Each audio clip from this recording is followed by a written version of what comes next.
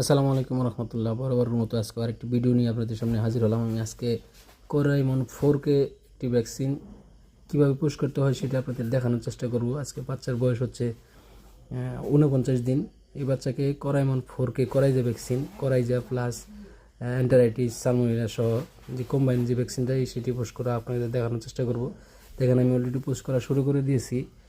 এই combine vaccine যেহেতু 4টা ভ্যাকসিন একসাথে যৌথভাবে কম্বাইন ভ্যাকসিন, এই ভ্যাকসিনটা অবশ্যই চামড়ার নিচে দিতে পারলে কিন্তু সবচেয়ে বেটার, সবচেয়ে ভালো হয়।